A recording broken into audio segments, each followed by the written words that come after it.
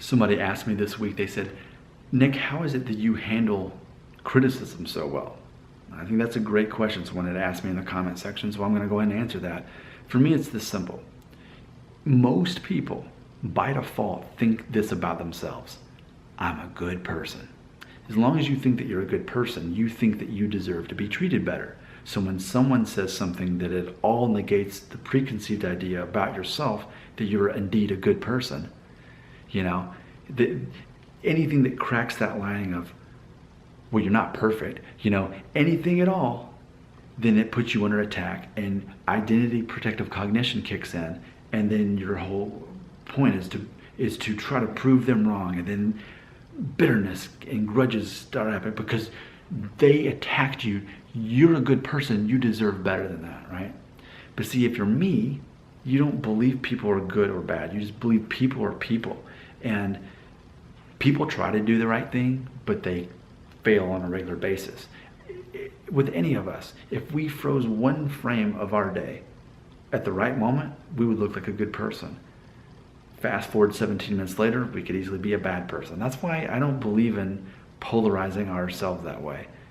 We're just people.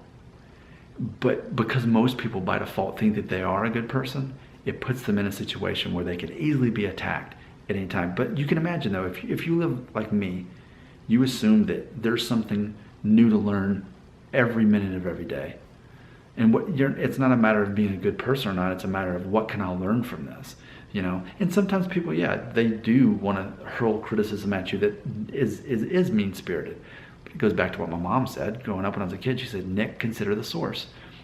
As people who are broken and toxic and insecure, they need a way to feel better about themselves, so they're going to tear other people down. And to me, it's the same concept as gossip magazines.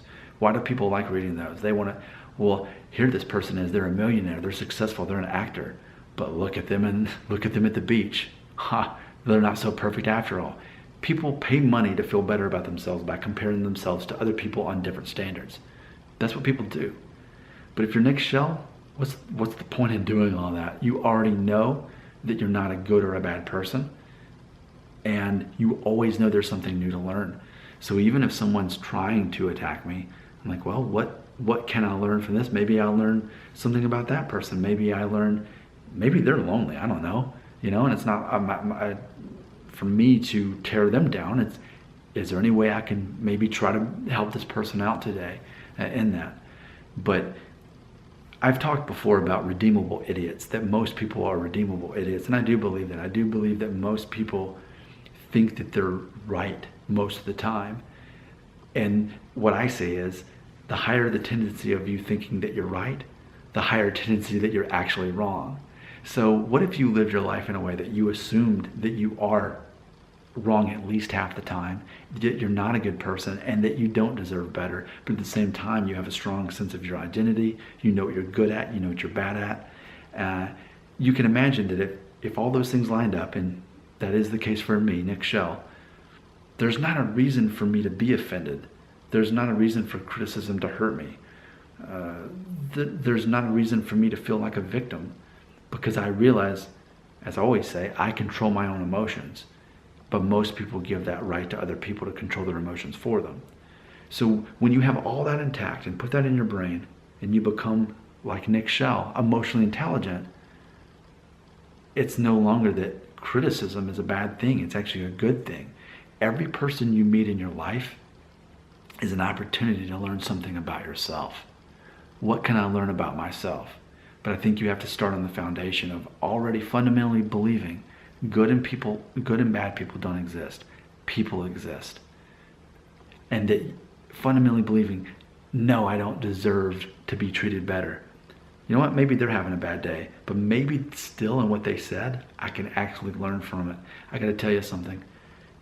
So much of what I know and so much of the wisdom that I share with people who watch my videos is from criticism. And a lot of it, the people giving me the criticism weren't even trying to build me up. They were trying to tear me down.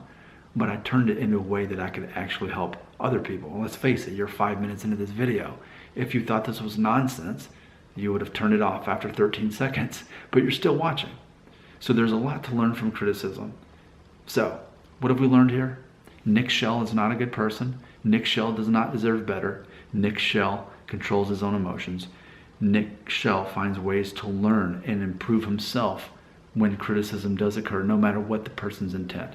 If you got thoughts on that, I'd love to hear it, because I love talking about emotional intelligence a lot more than